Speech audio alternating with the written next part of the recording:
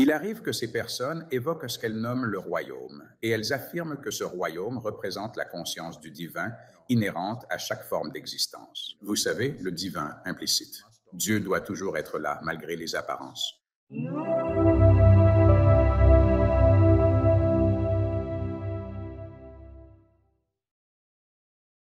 Je suis ravi d'accueillir à nouveau sur le plateau le champion en titre, Paul Salig. Comment ça va, Paul? Je me porte bien, merci beaucoup de m'accueillir. Merci encore de revenir dans l'émission, mon ami. Nous avons enfin eu l'occasion de nous rencontrer en personne. Il y a de cela environ un mois, et c'était tellement plaisant de pouvoir discuter avec toi et de te voir animer en direct. Cela a vraiment été une expérience formidable. Je suis donc très reconnaissant pour ces moments précieux que nous avons pu partager ensemble, mon ami. Vraiment. Je vous remercie. Aujourd'hui, je voulais légèrement aborder le sujet. On cesse jamais d'entendre parler de ce grand changement imminent, ce grand bouleversement annoncé, de ce nouveau monde qui est en train d'arriver, l'évolution humaine progressive. Vers quoi se dirige cette grande transition spirituelle de l'humanité? Je n'en entends pas parler de manière dramatique. Ce n'est pas ainsi que je l'ai compris. Je pense que c'est progressif. Je pense que cela se produit. Je pense que la conscience de l'humanité est en train de changer à grande échelle. Et nous devons maintenant faire face à cette idée entière de séparation que je comprends. Nous avons prétendu être un moyen d'apprendre et cela ne fonctionne plus.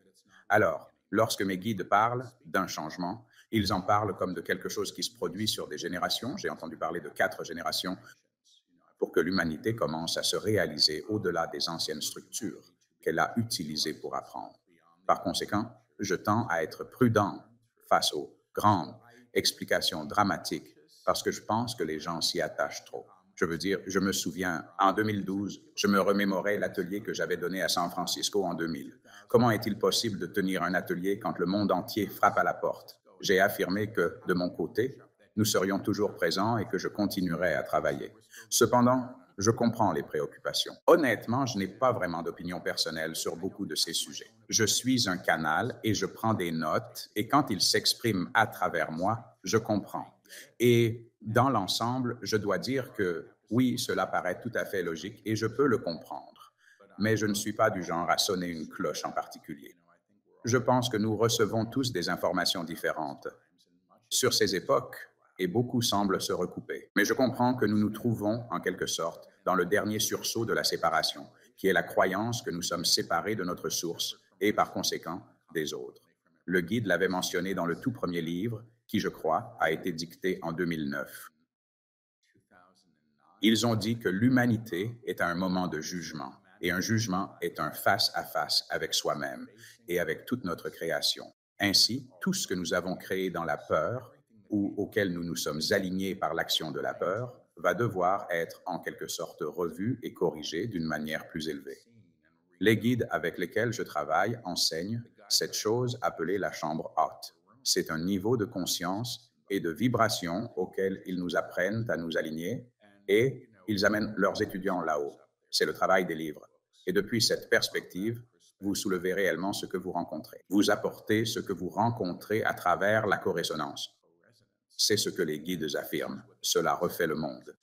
Et je suis convaincu qu'il y a diverses façons de l'exprimer au sein de différents systèmes, dans différentes langues, mais le concept reste absolument le même. Lorsque vous vous alignez sur un niveau où vous ne faites pas la répétition de l'ancien, le nouveau peut naître et peut être observé. Et c'est ce que je comprends.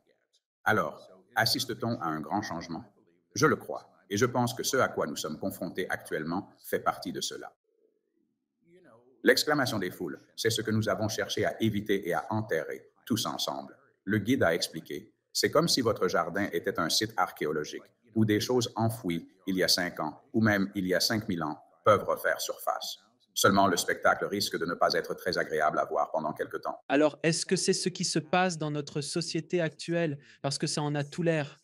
Et on pourrait dire ça à presque n'importe quelle époque, mais il semble que même de mon point de vue, après toutes ces années passées sur Terre, ça soit le cas. Les choses semblent maintenant différentes. Des choses dont on parlait autrefois en chuchotant. Des choses qui se disaient à huis clos sont maintenant criées sur les toits et mises en lumière, comme le racisme et d'autres sujets du même ordre. Ça a surgi d'une manière qui vous fait dire quoi? Oui, je ne pense pas que nous ayons vraiment le luxe de reproduire l'ancien exactement comme nous l'aurions souhaité. Et je trouve cela extrêmement gênant, mais en même temps tout à fait nécessaire. Au niveau culturel et au niveau mondial, que nous examinions les choses auxquelles nous avons participé, il y a des gens qui disent que vous manifestez tout. Et ce que mes guides disent, c'est que, eh bien, toute votre vie correspond à ce avec quoi vous êtes en accord vibratoire. Et ce que vous mettez dans l'obscurité et ce que vous cachez dans l'obscurité vous attire vers cette obscurité. Et c'est le niveau d'alignement que vous maintenez alors.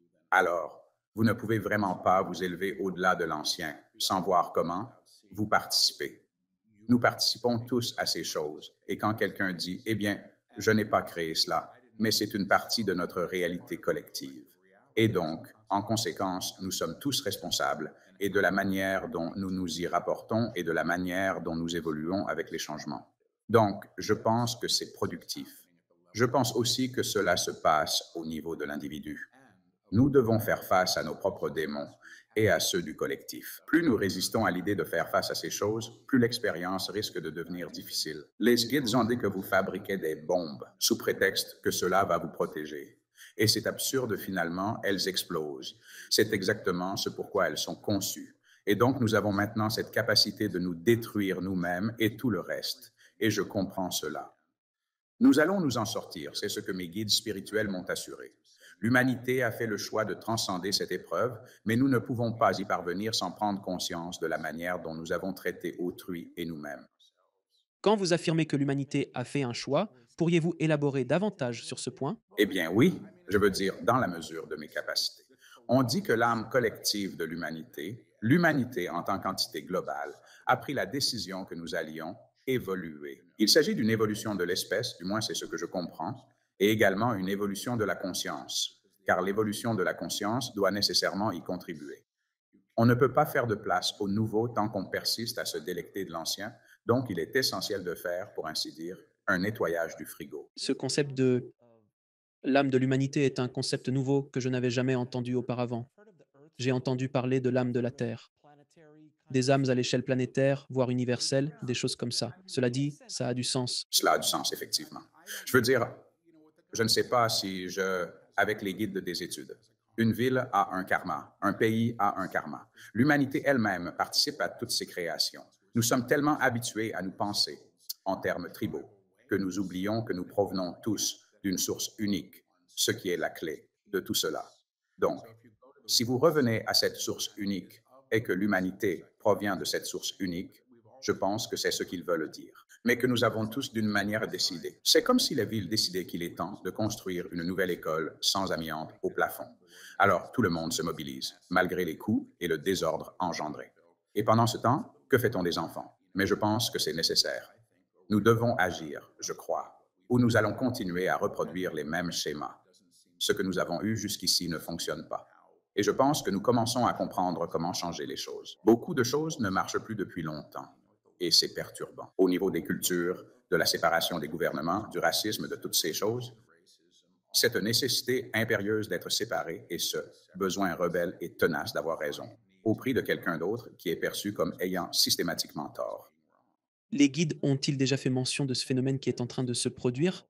Jamais dans l'histoire de l'humanité, comme si cela semblait cyclique, que nous construisons et détruisons, construisons et détruisons, construisons, et nous l'avons fait tout au long de l'histoire, en tant qu'espèce. Ont-ils parlé de cela? Ils en ont peu parlé, je veux dire, ils ont évoqué l'Atlantide comme un changement collectif que nous avons tous subi. Mais je ne reçois pas vraiment beaucoup de détails à ce sujet. Et habituellement, je n'y vais pas non plus. Quand ils en parlent, ils le font sans entrer dans les détails. Je peux demander, bien sûr. Et ils disent, évidemment, que cela s'est déjà produit auparavant. Ça s'est déjà passé. Ça pourrait se reproduire, si vous le demandez. C'est, d'une certaine manière, je pense, à nous de décider.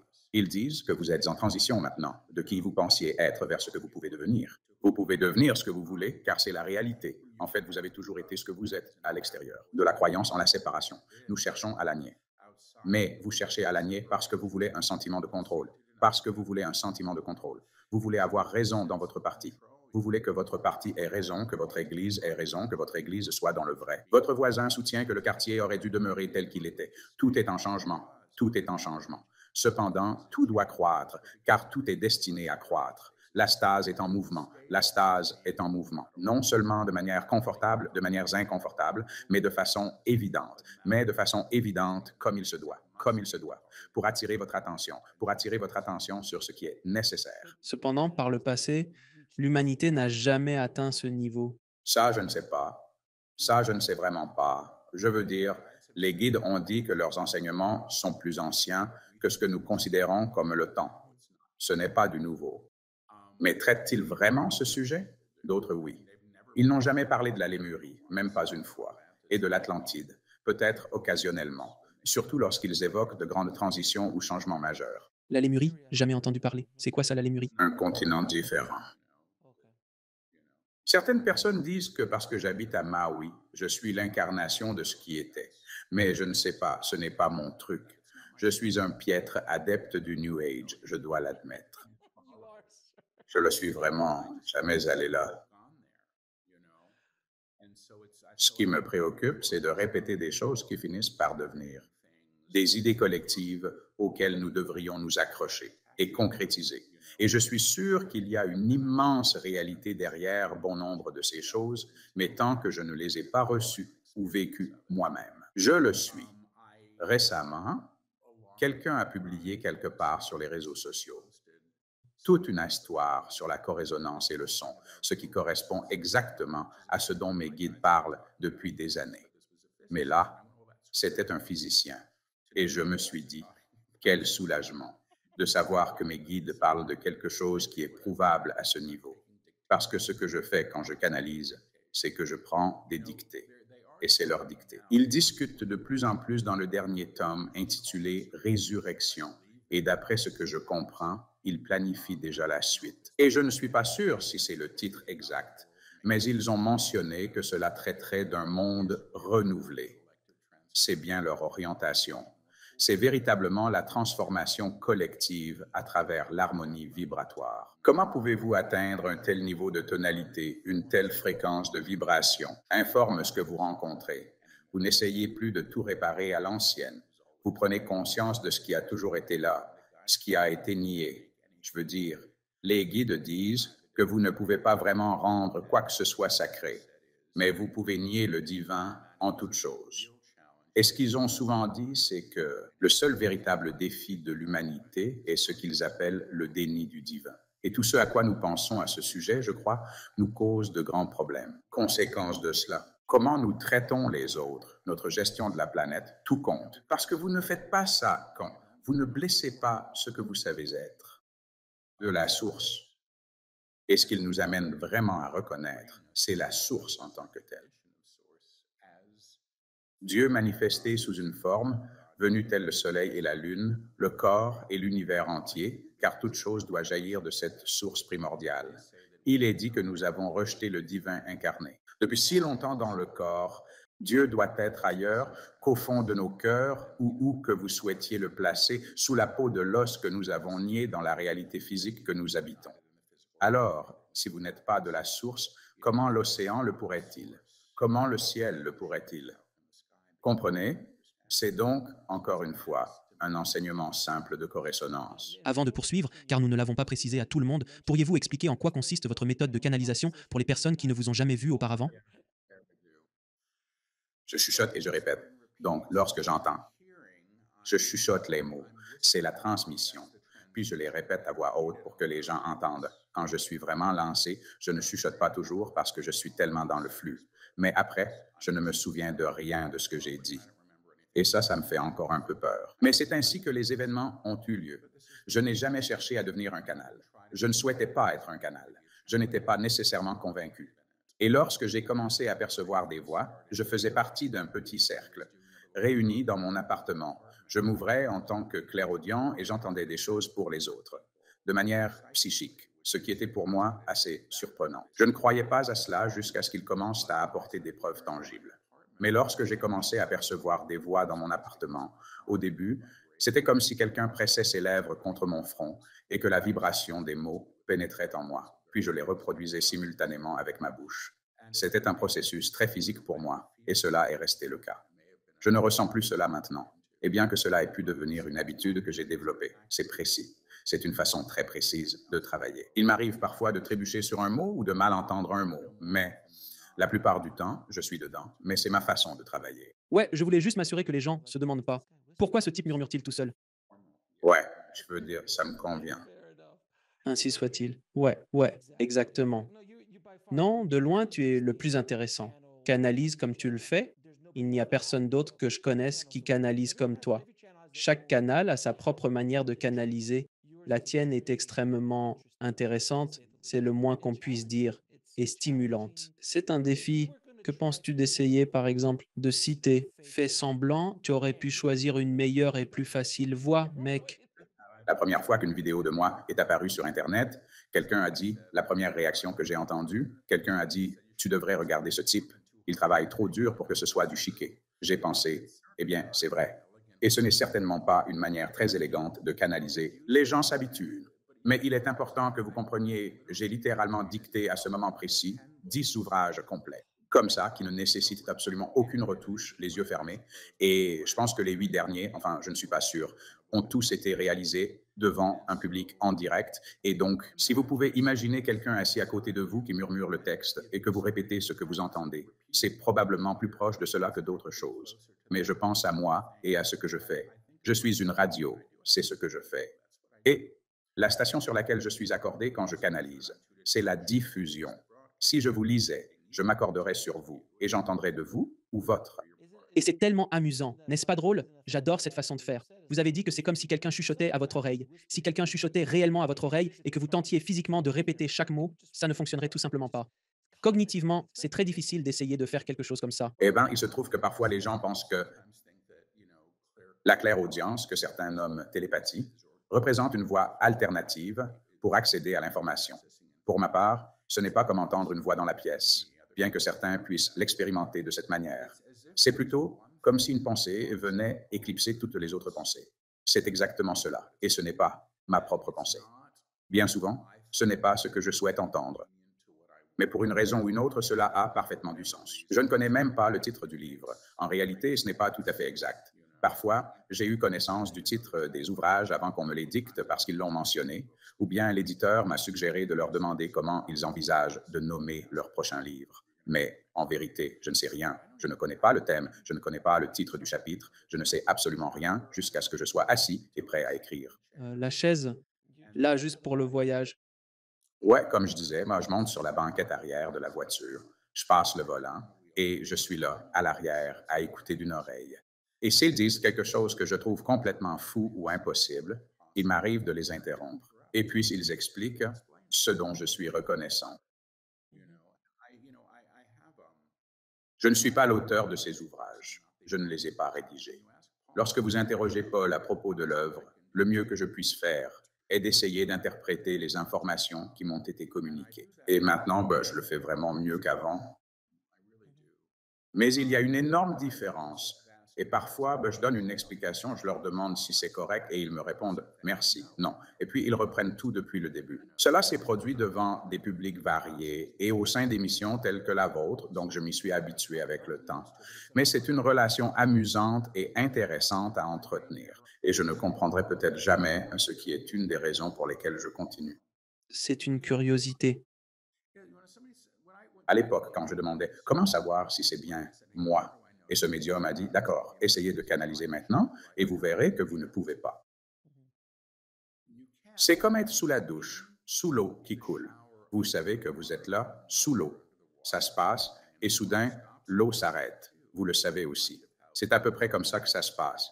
C'est totalement expérientiel et dans mon cas, c'est ainsi. C'est très physique. Souvent, mes yeux changent de couleur et deviennent d'un bleu très pâle quand je travaille, alors que j'ai les yeux noisettes. Et quand je me mets à la place des gens, il m'arrive souvent de prendre leur apparence. Je commence à leur ressembler.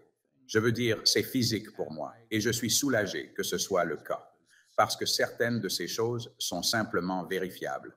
Je veux dire, si je n'ai jamais vu quelqu'un et que quelqu'un me demande de me connecter à cette personne, de me connecter à mon enfant et que je commence balançant dans la chaise et griffant vers le haut, et puis je découvre que je lis quelqu'un atteint de paralysie cérébrale. C'est filmé. Ce que je veux dire, c'est assez intéressant. Et cela me permet de faire confiance aux guides quand ils s'emparent de moi pleinement. Je collabore. avec eux ou ils agissent à travers moi. C'est une sensation merveilleuse. Et cela est palpable pour moi et généralement aussi pour le public ou les personnes présentes qui expriment leur enthousiasme avec beaucoup d'énergie. Donc, l'information et pour moi était toujours secondaire par rapport à cela.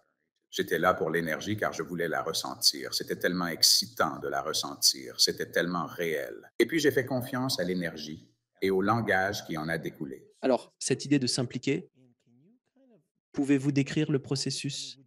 Veuillez dire non. Accepteriez-vous de me prendre comme exemple? Je ne sais pas. Vous me le direz. Essayez. J'ai bu une tasse de café aujourd'hui. Il est tôt ici, mais voyons ce que je peux faire. Intervenir est vraiment. Je ne sais pas ce que c'est. Ça pourrait être une forme de psychométrie. Je ne sais vraiment pas. Quand quelqu'un dit donne-moi la montre de cette personne, et tu le peux. Je lis la personne à travers la montre ou les vibrations de la montre, j'utilise le nom. Donc, je n'ai pas besoin de voir les gens ou de les connaître. Et la plupart du temps, je ne le fais pas. Je viens de terminer un atelier ici. Pour beaucoup de personnes, on me posait des questions sur leurs enfants, leurs parents et tout ça, et je ne les verrai jamais. Mais en général, ils peuvent confirmer que j'ai bien cerné leur enfant ou leurs parents dès que je me connecte. Donc, c'est comme si je devenais vous à un certain niveau. C'est comme ça que cela semble se passer. Donc, j'utilise le nom comme une coordonnée et ensuite, j'appelle ça entrer en connexion. Je pensais faire un voyage vers eux à travers les dimensions du temps et de l'espace. Et un physicien m'a effectivement dit, non, vous entrez dedans. C'est comme s'il y avait juste une autre. C'est comme des réalités dimensionnelles et des choses comme ça, que je ne comprendrai peut-être jamais. Mais quand je me connecte, la première chose que je vois, c'est ce que ça fait d'être cette personne. C'est la première chose. Et il se peut que j'accède à eux à un niveau de personnalité ou peut-être à un niveau supérieur. Et ensuite, si vous demandez pour votre conjoint. Je suis semblable à un standard téléphonique. Donc, je suis d'abord connecté à vous, puis je peux me connecter à elle et souvent je fais l'intermédiaire, une conversation que j'apprécie à un niveau supérieur également pour soutenir les personnes qui rencontrent des difficultés. Et je perçois cela comme quelque peu différent du channeling. Les guides peuvent intervenir et commenter ce que je reçois et parler des véritables leçons, mais ce sont vraiment des enseignants et ils ont des enjeux plus importants à gérer que de savoir si la relation dure de la manière que nous le souhaitons et des choses comme ça. Mais oui, si vous le voulez, je peux m'immerger en vous et voir ce que je ressens. Ouais, ce serait génial. Permettez-moi d'aller là-bas. Avez-vous un deuxième prénom et puis-je le connaître? Oui, c'est bien, Joseph. Permettez-moi de me connecter pour voir si je vous comprends. Eh bien, vous êtes ainsi, ce qui est amusant, adossé. Cela signifie généralement déterminé et résolu. Mais une part de cela, c'est vous qui transparaît en vous interrogeant. Qu'est-ce que je vais obtenir, recevoir? Vais-je avoir ce qu'il me faut? Puis, comment l'acquérir? Vous êtes donc en mode observation, ce qui est captivant. Et vous scrutez tout pour voir. Ce qui vous revient. Je ne pense pas que cela concerne cette dynamique. Je crois simplement que c'est là où vous en êtes actuellement. Et c'est en fait utile, parce que ce qui se passe réellement pour vous, c'est que vous décidez que vous n'avez pas à travailler si dur. Et cela va être un peu calamiteux pour vous, parce que vous pensez que vous devez le faire. Et encore, et encore, et encore, et encore, et encore. Et une partie de cela vient de votre lignée, je pense. Et je ne m'occupe pas des affaires de famille, mais c'est la lignée de on se lève tôt, on travaille dur, c'est comme ça que ça doit se faire. Et vous vous en souvenez, donc vous avez fait cela. Vous n'en avez pas besoin. Vous allez changer d'avis sur beaucoup de ces choses, je l'entends, de manière utile. Et étrangement, c'est parce que vous reconnaissez votre propre capacité à le faire, ce qui est légèrement effrayant pour vous. Et je crois que vous êtes conscient de sa présence, mais vous ignorez. Je fais référence à celle-ci. Vous pouvez parler, je couperai au montage. Oui, cela ressemble quelque peu à une personne qui se dirige vers les toilettes puis observe ce qu'il a laissé derrière lui. Qu'est-ce que c'était ça? Qu'est-ce que c'était? Ça vient de sortir comme ça, c'est un peu comme ça, et puis tu tires la chasse. Ce n'est pas de la merde. On dit que tu es en chemin vers la reconnaissance de tes capacités. Et prendre la décision de dire que tu l'autorises, à mon avis, c'est vraiment transgresser de nombreuses règles. Et je crois que tu vas rester dans cet état d'esprit pendant quelque temps, jusqu'à ce que tu comprennes bien. Alors, une partie de ce que tu accomplis ici, selon moi, en diffusant ce type de contenu, c'est véritablement la tienne. Bien que tu vois cela maintenant comme extérieur et distinct de toi, tu en fais partie, à mon avis. Je pense que tu as aussi ton propre processus là-dedans qui va continuer à évoluer. Donc, tout va bien. C'est donc ce que tu ressens quand je te comprends. Ouah, cela est, disons, assez précis. Je veux dire, à part le transit intestinal. Situation, c'était métaphorique, pas de mon invention. Je sais, je sais. Non, mais vraiment, c'est tout ça. Tout ce que vous avez dit l'est. Vous avez entièrement raison. Je reçois vraiment des commentaires de personnes qui disent que je travaille trop, qu'elles s'inquiètent pour moi, et moi je réponds sans: «Non, c'est juste ce que je fais». Je sors juste 6 épisodes par semaine et je continue simplement à bosser dur et tout. Vous n'aurez pas besoin de travailler aussi dur. C'est cela qui est amusant. Et je crois que vous obtiendrez tout de même ce que vous désirez, sans pour autant être paresseux. Mais je pense que cela ressemble à ce genre de choses, où il y avait genre la boulangerie familiale, et tu devais te lever à 4 heures du matin pour faire le pain. Tu vois ce que je veux dire? C'est comme, ouais, une éthique. Et, ouais, et je pense que tu apprends que quelqu'un d'autre peut se lever à 4 heures du matin et faire les préparatifs, et toi, tu peux arriver juste pour ce que tu as à faire. Mais c'est tout, c'est ça. Quelqu'un d'autre que tu veux que je contacte puisque tu t'es chargé. Non, je ne souhaite pas abuser de ta gentillesse, Paul, mais sache que je suis sincèrement reconnaissant. Mon intention était simplement d'illustrer ce que cela signifie lorsqu'une personne prend le relais. C'est ça, c'est comme ça. Et la canalisation que tu as vue, c'est différent. Elle a une texture différente, un vocabulaire qui n'est pas le même. La différence, c'est que quand je fais ce que je viens de faire, je te ressens. Je peux recevoir des informations visuelles pour étayer ce que je ressens et le langage de ta part ou d'un aspect de toi, mais il y a toujours des interprétations. Quand j'ai fait ça la première fois, ensuite, je dois savoir ce que cela signifie, car je l'ai vécu dans d'autres lectures. Et quand je communique avec les guides, dictée pure, je suis en mode sténographie. Il ne s'agit pas d'interpréter. Si j'essaie d'interpréter, je vais faire obstacle. Mais alors, les guides apparurent pour une minute. Ouais, pour aborder en quelque sorte ce qu'était l'essence. Oui, c'était vraiment intéressant. Je voulais juste utiliser cela comme exemple pour les gens, car comme vous, bah, cela me fascine énormément. Bon, tout ce processus, la canalisation, l'immersion totale, tout cela est tellement fascinant et c'est la raison pour laquelle j'aime tant animer cette émission. J'ai l'opportunité de parler constamment à des personnes comme vous. Maintenant, je voulais vous demander, par rapport à cela, cette élévation de vibration ou le changement que nous allons traverser, comment pensez-vous que cela va impacter la religion et la spiritualité à travers la planète? Je ne sais pas. Je vais aller les voir pour savoir s'ils souhaitent s'en charger. Nous aimerions aborder cela d'une manière que vous ne voudriez pas. Nous aimerions aborder cela d'une manière que vous ne voudriez pas. La religion est utile. La religion est utile comme base pour la croissance.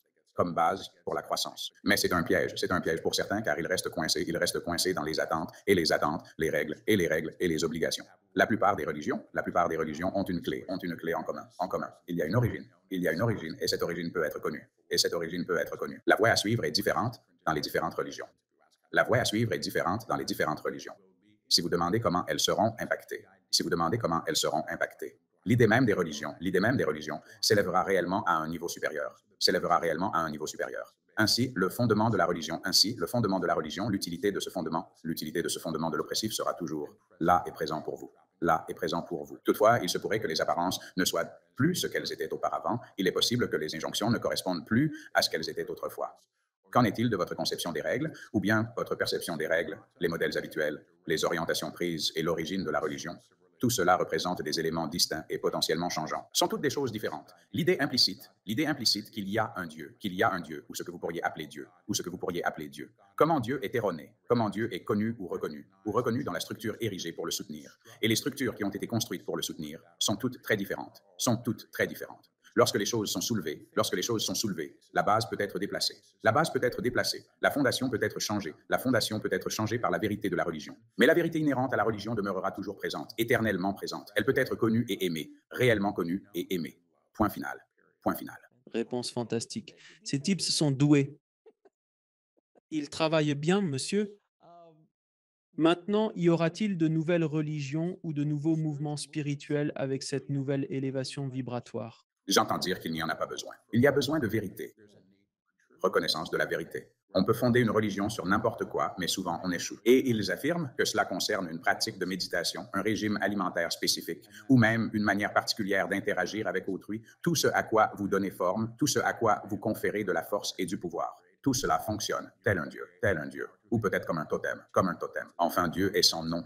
Enfin, Dieu est son nom. Il existe tout simplement. Il existe tout simplement. Il est la source de toute chose. Il est la source de toute chose. La note unique qui est chantée. La note unique qui réside en toute chose, qui réside en toute chose. Le ton ou bien l'absolu que nous désignerons comme la source, que nous désignerons comme la source, peut être atteint, peut être connu, peut être connu. Parvenir à réaliser son être à ce niveau précis, signifie devenir acteur d'un grand changement, d'un grand changement. Et ce grand changement qui est devant vous, représente une renaissance de soi et du monde, une renaissance de soi et d'un monde qui transcende les anciens préjugés de séparation, Né dans un champ, tu es né dans un champ où la croyance en la séparation était, mais de manière implicite. Ça a toujours été un mensonge, mais tu as érigé des structures, mais tu as construit des structures, des villes, des cultures qui exigent la séparation, qui réclament la séparation des frontières, ou la séparation d'identité, de celle de ses voisins.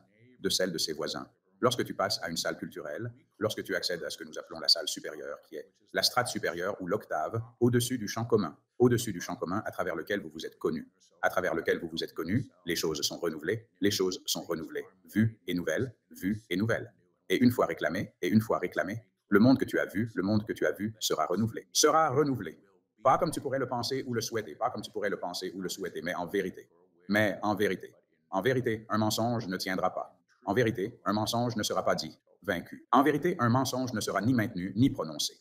En vérité, un mensonge ne sera pas prononcé. Cela ne peut être ainsi.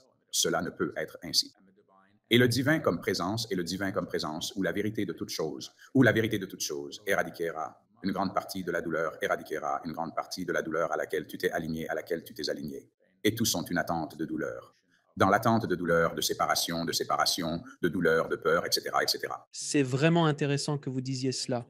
On peut presque transformer n'importe quoi en religion et les guides ont absolument raison, car je suis fan de Star Wars et des gens ont essayé de faire des Jedi une religion et George Lucas est le premier à affirmer que non.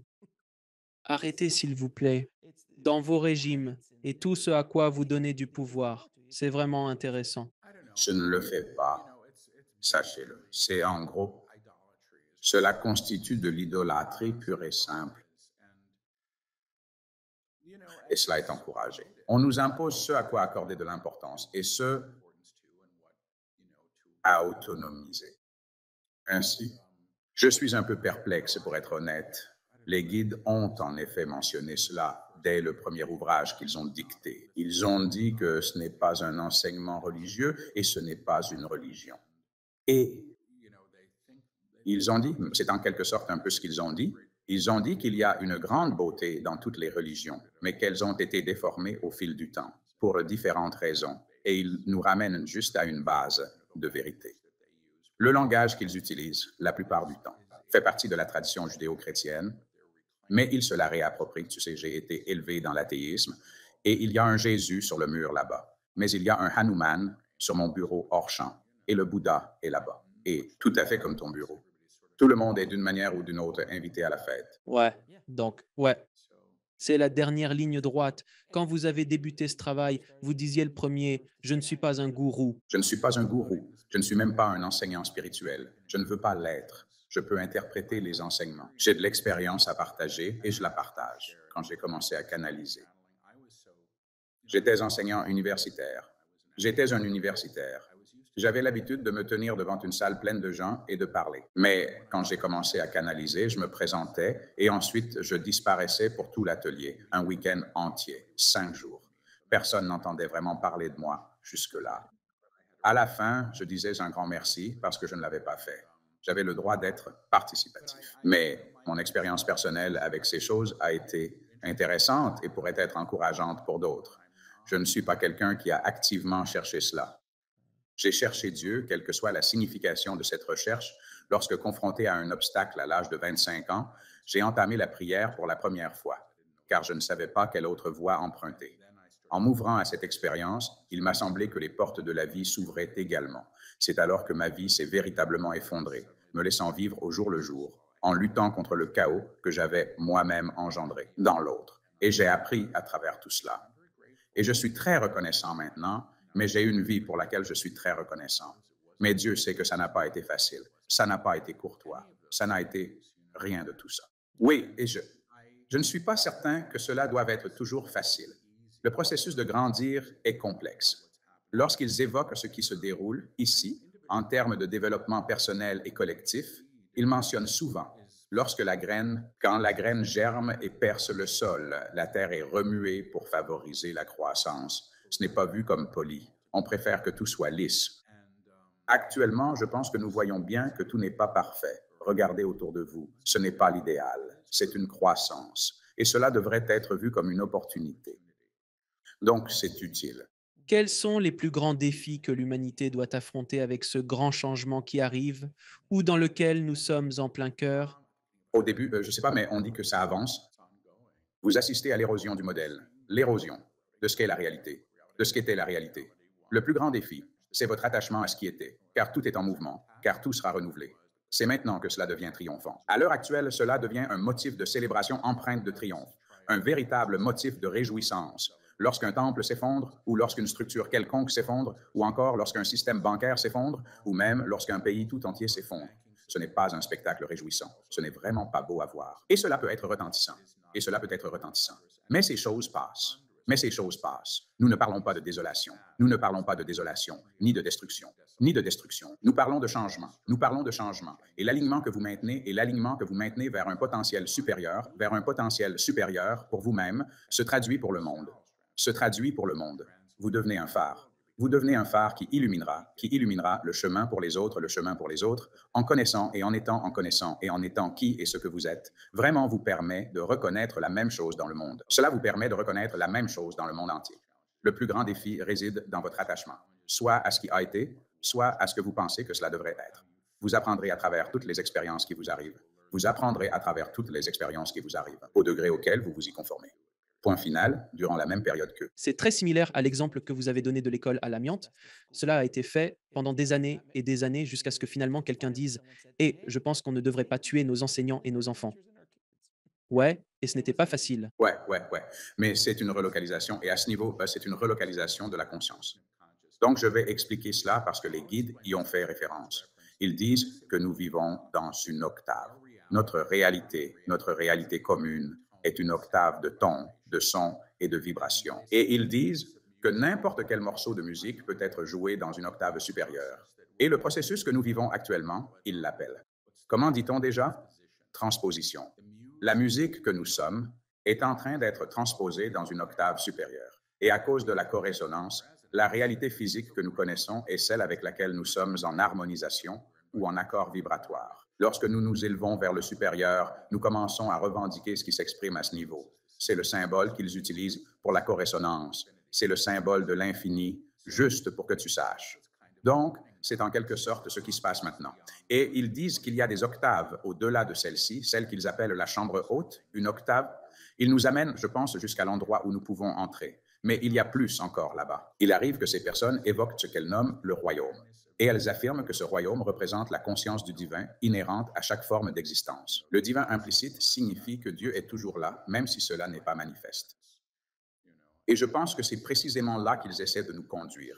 Alors quand vous dites octave, c'est juste Un autre terme pour vibration ou octave sur un piano. Ainsi, vous pouvez jouer Joyeux anniversaire sur une seule touche ou monter la gamme et le jouer dans l'octave supérieure. Donc, et il existe des octaves au-delà de ce que l'oreille peut même entendre. Le piano a ses limites dans les aigus, mais il y a des notes plus hautes. Ça ne s'arrête pas. tel un sifflet canin. En gros, c'est ça, oui. Je viens de terminer cette retraite. À Maui, et là, c'est rempli de personnes. Et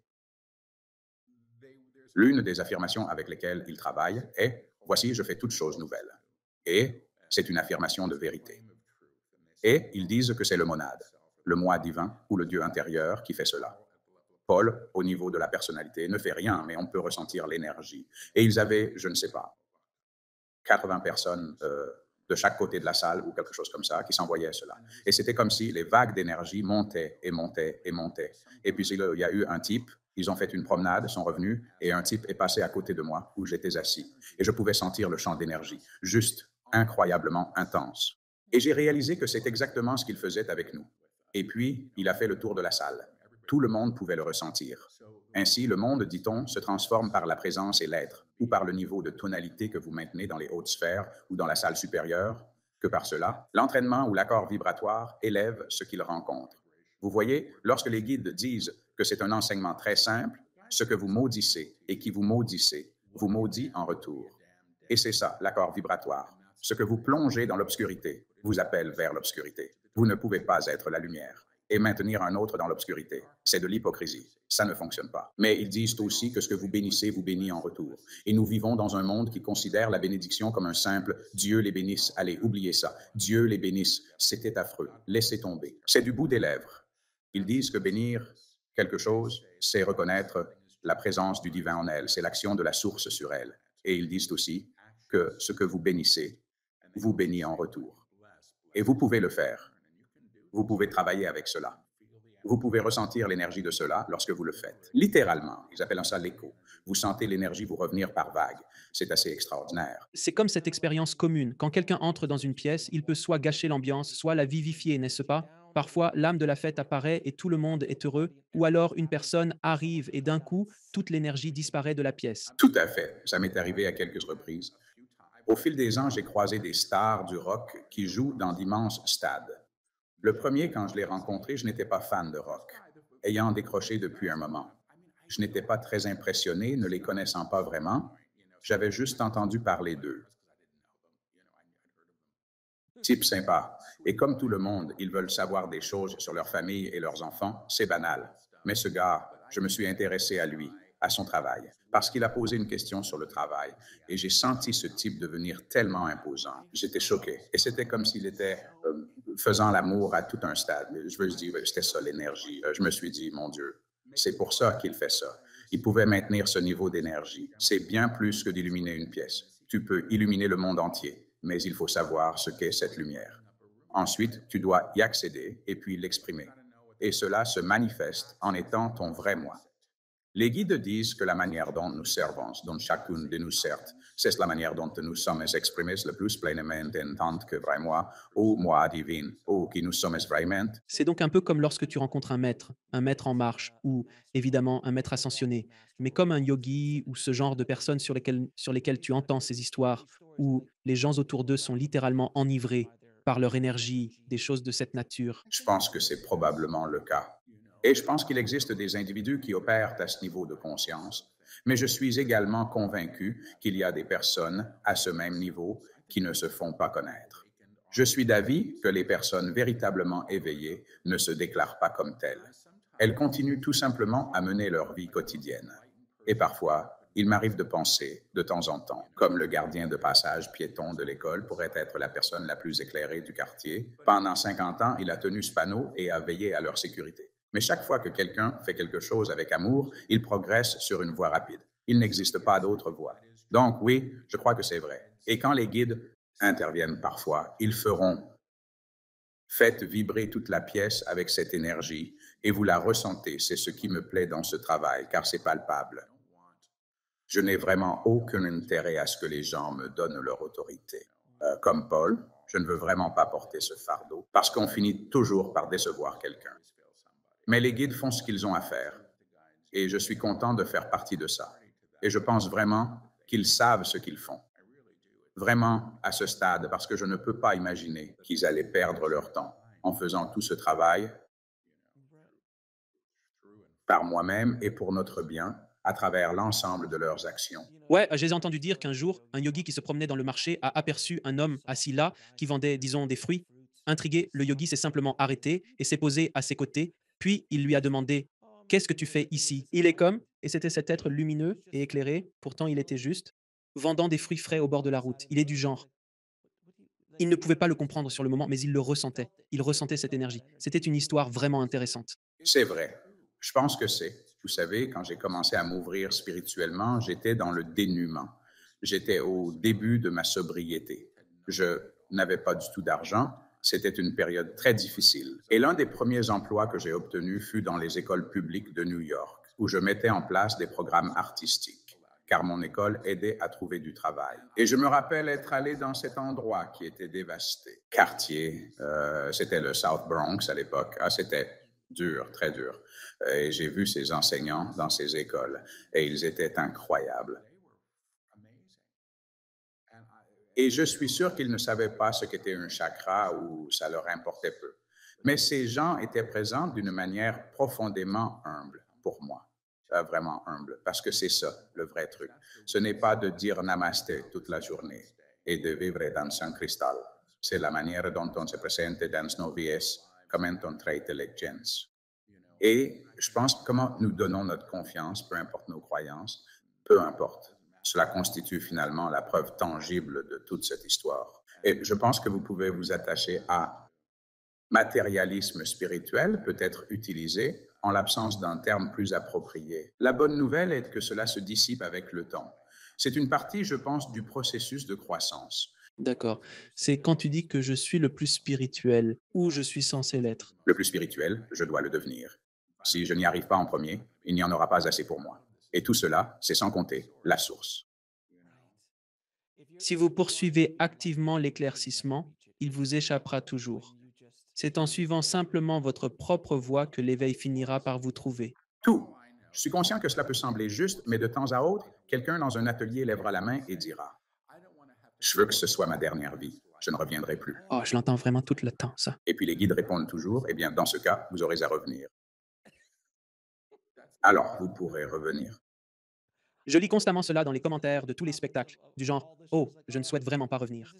C'est ma dernière vie, je vous supplie, je ne désire pas revenir, je ne souhaite vraiment pas revenir. Et je dis toujours: Eh bien, il est fort probable que vous allez devoir revenir. Si c'est ainsi que vous le ressentez. Je crois cela. Maintenant, pouvez-vous ou les guides expliquer cette idée de l'enfer, car il s'agit d'une idée ancienne. C'est l'absence du divin que vous créez par la séparation. Par la séparation. C'est vraiment tout ce que c'est. C'est vraiment tout ce que c'est. Ce n'est pas l'endroit où vous allez après la mort. Vous apprendrez différentes leçons, vous apprendrez différentes leçons dans différentes vies, accumulerez différents niveaux de karma, accumulerez différents niveaux de karma, et par conséquent, aurez différentes expériences, et par conséquent, aurez différentes expériences lorsque vous vous alignerez au-delà du corps, lorsque vous vous alignerez au-delà du corps. Mais l'enfer est un lieu, ou une idée de séparation, toute séparation est, et toute séparation est la négation du divin inhérent. Vous êtes effectivement pardonné, vous êtes déjà pardonné pour tout, pour tout. Mais vous ne comprenez pas que le divin en tant que rédempteur, la monade, ou le Dieu intérieur, en tant que rédempteur, c'est vraiment très simple. C'est vraiment très simple. Il y a un aspect de vous tous, qui est sans péché, sans séparation, ni peur. Il se connecte dans l'unité avec la source de toutes choses, avec la source originelle de toutes choses. Lorsque la monade se trouve en mode activé, lorsqu'elle est en état d'activation, elle s'approprie tout ce qu'elle rencontre par sa lumière, qui est la vérité. Par cette lumière, qui est l'essence même de la vérité. C'est de cette manière que vous êtes renommé. C'est de cette manière que vous êtes racheté ou racheté. C'est en reconquérant le monde, que vous retrouvez l'aspect de vous qui sait qui il est, dans un état d'expression pure, vous alignez tout vers un nouveau monde, point, point. Magnifique. Paul, je dois vous demander, juste sur le plan personnel, est-ce que parfois vous demandez-vous conseil au guide pour vous? Genre, hé, devrais-je faire ça? Oui, ça m'arrive, mais je ne suis pas le meilleur pour m'analyser moi-même. Vous ne pouvez pas entrer en vous-même? Non, car je suis déjà trop emprisonné en moi. Je dis toujours que les guides ne doivent pas intervenir, même si je marche dans la circulation. Je peux, si je demande est-ce le bon moment pour traverser la rue, ils pourraient dire pas prudent. Mais si je demande, parfois ils répondent. Mais c'est souvent. Cela s'est peut-être passé il y a environ 25 ans. J'ai toujours été un peu désordonné. Et j'enseignais à l'Université de New York avec une seule chemise repassée dans mon placard. Le reste était en désordre. Quand j'ai demandé quoi mettre, on m'a dit « mets la chemise bleue ». J'ai enfilé la chemise bleue. C'était le jour où je devais rencontrer mon patron, à l'improviste. Et là, je me suis dit « Dieu merci, je n'ai pas mis celle avec la tache de moutarde sur le devant ». Le problème, c'est que si j'ai un désir, je transmets déjà ce que j'entends avec ma propre personnalité. Donc, j'échange avec des personnes qui, je veux dire, j'ai quelques personnes avec qui nous nous faisons des lectures mutuelles. Et si c'est quelque chose de trop proche, c'est agréable. Et j'ai aussi découvert que les personnes qui, et je tends à, je suis prudente avec la canalisation. Je pense, juste parce que quelqu'un n'a pas de corps, ne signifie pas que tu devrais l'écouter. Tu vois ce que je veux dire? Parce que quelque chose arrive en esprit, ça ne veut pas dire que c'est de haut niveau. L'une des façons dont je pense que les gens se retrouvent coincés, c'est lorsqu'ils entendent des choses qui confirment ce qu'ils désirent. Tu es le plus spécial, ou cette personne est maléfique, ou toutes ces choses. Toutes ces affirmations seraient de bas niveau. Les guides que j'utilise ne supplantent pas le libre arbitre et ils respectent le libre arbitre. Donc, ai-je reçu des informations précises? Je les reçois sur le moment. Et généralement, ces informations justes concernent le fait de ne pas agir sous l'impulsion de la peur. Et de temps en temps, il me conseille de garder le silence. Comme ce n'est pas le bon moment, ne le dis pas.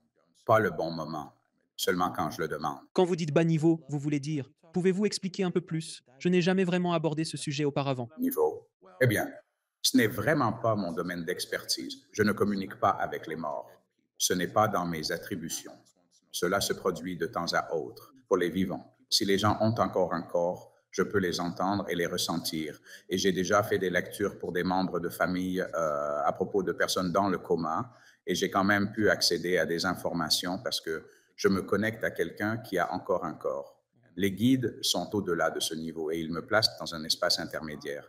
Mais je ne pense pas que ce soit une sorte de truc astral sur lequel je me connecte. C'est ce que je dis toujours. Ma grand-mère, que Dieu la bénisse, s'est mariée, je ne sais pas exactement, 4 ou 5 fois, et elle est décédée, et ce n'est probablement pas vers elle que je me tournerai de l'autre côté pour des conseils amoureux. Elle serait probablement contente de me le donner, mais ce n'est pas ce dont j'ai besoin.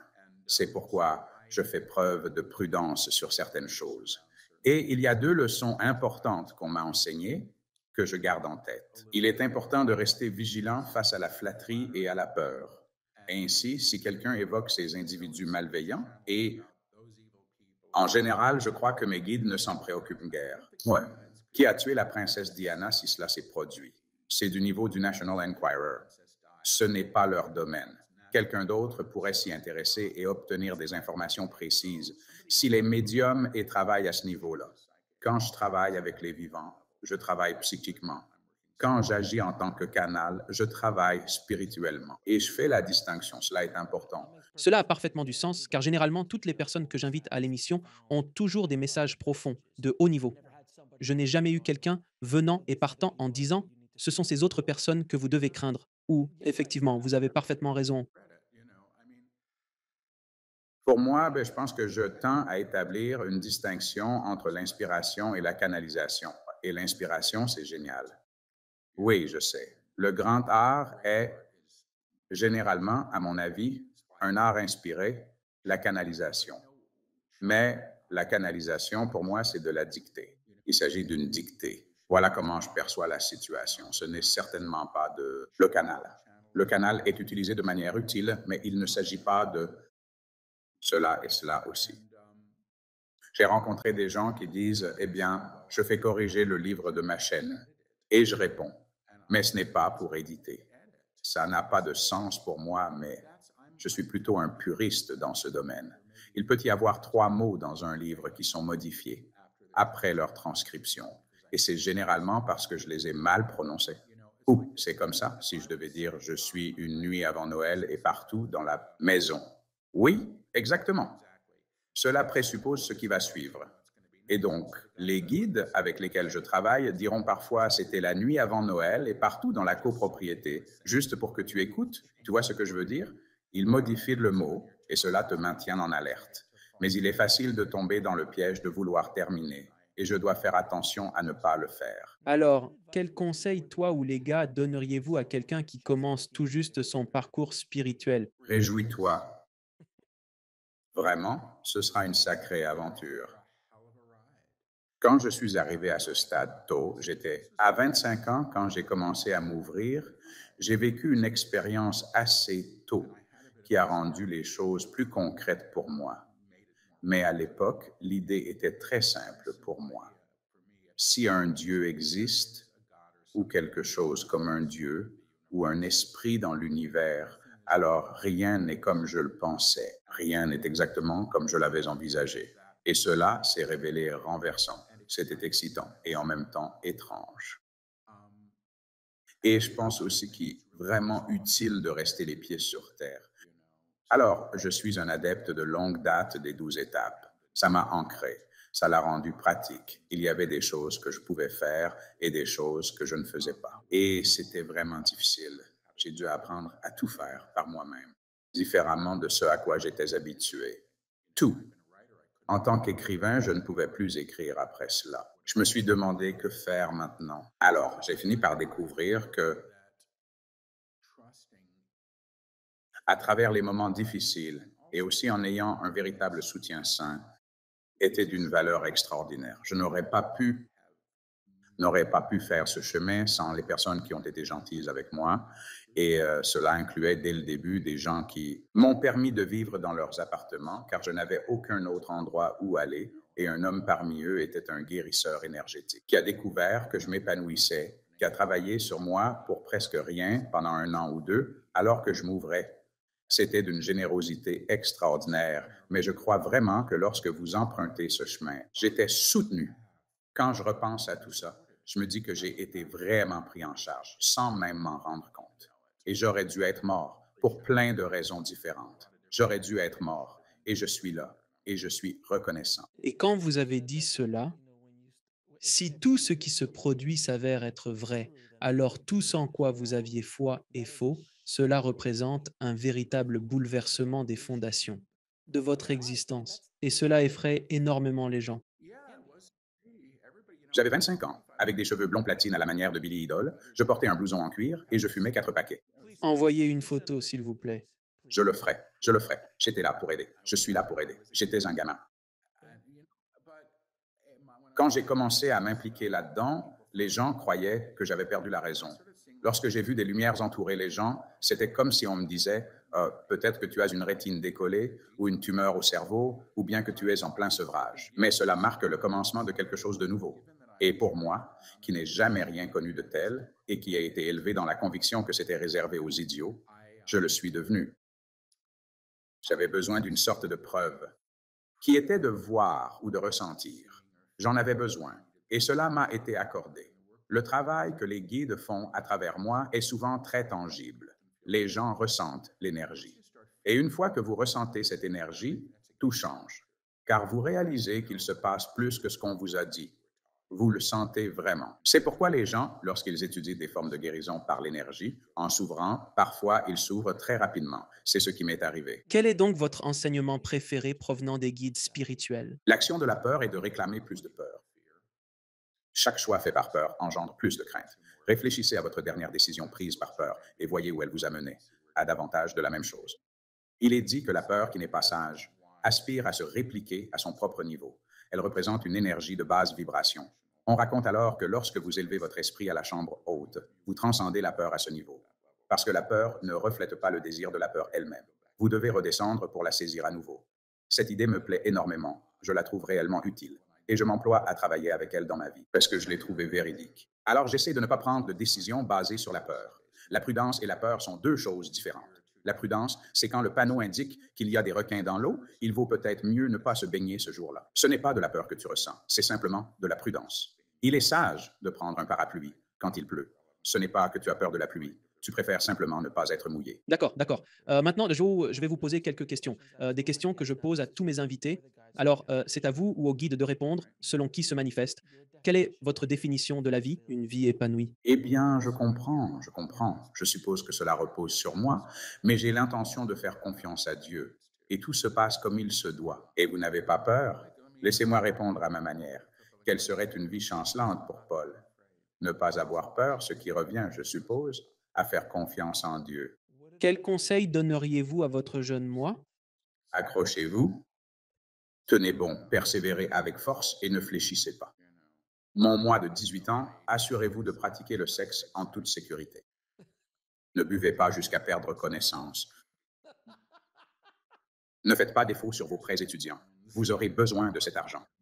D'État et encore d'État et toujours d'État. Ne prenez pas cette carte de crédit à 27% de taux d'intérêt. Toutes ces choses, absolument toutes, oui, toutes ces choses. Mon jeune moi, j'ai pour lui bien plus de compassion que jamais auparavant. Et j'étais un sacré numéro et j'étais un casse-tête. Et j'ai eu beaucoup de chance que des gens se soucient de moi quand je n'étais pas en mesure de prendre soin de moi-même. Je te le dis, Paul, cela n'est-il pas un miracle? Parfois, tu repenses à toutes ces choses folles qu'on a faites dans notre jeunesse et tu te demandes comment est-ce qu'on est encore en vie? Je sais, n'est-ce pas merveilleux? C'est parce que tu te crois immortel. J'essaie d'apprendre comment savoir. J'ai échoué à l'examen 2 fois. J'ai une voiture maintenant. Je ne sais pas encore la garer. Je peux la conduire, mais je ne peux pas encore le faire légalement. Je dois finir par réussir cet examen parce que j'habite dans la forêt tropicale. Sinon, je ne peux pas faire mes courses. Mais la raison pour laquelle j'ai une amie qui n'a pas non plus son permis de conduire, c'est parce qu'elle est une New-Yorkaise de la vieille école. Elle me disait, tu sais, on commence à réaliser qu'on n'est plus immortel, comme à l'âge de 16 ans, quand on pense l'être. C'était à cette époque que je faisais toutes ces folies. Je sais maintenant mieux. Si des jeunes gens sont en train d'écouter cette conversation, inspirez-vous de notre exemple. Messieurs expérimentés, sachez que vous n'êtes pas immortels. Et sachez que quoi que vous fassiez aujourd'hui, vous en ressentirez les effets dans 15 à 20 ans. Maintenant, comment définissez-vous Dieu? Source. Aussi simple que ça. Et quel est donc le but ultime de l'existence? J'entends connaître, aimer et être. C'est cela. Excellente réponse. Et où les gens peuvent-ils en savoir plus sur vous et sur l'incroyable travail que vous réalisez dans le monde? Mon site Internet personnel, c'est nommé mononpaulselig.com.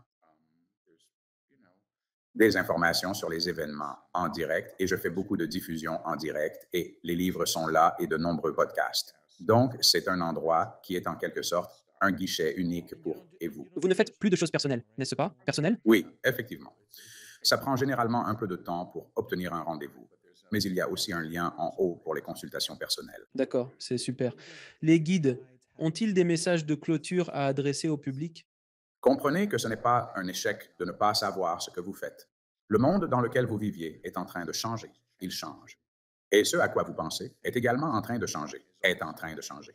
Quand vous pensez au potentiel, quand vous pensez au potentiel. Il y a un potentiel bien plus grand disponible qu'auparavant. Nous vous y convions, que ce soit votre choix, que ce soit votre choix. Demandez à être reconnu, demandez reconnaissance. Cherchez à savoir qui vous êtes vraiment. Au-delà de la vieille idée, de la vieille croyance que vous êtes séparé de votre origine, que vous êtes séparé de votre source. Point. Dans la même période. Paul, c'est toujours un réel plaisir de t'accueillir dans notre émission, mon cher ami. J'apprécie énormément nos échanges. J'attends avec grande impatience notre prochaine conversation, mon ami. Merci infiniment pour tout ce que toi et ton équipe offrez au monde. Merci. Merci de m'avoir invité. Prends soin de toi, Alex. Merci de regarder. Cliquez sur une des vidéos ci-dessous pour poursuivre votre voyage. Et n'oubliez pas de vous abonner.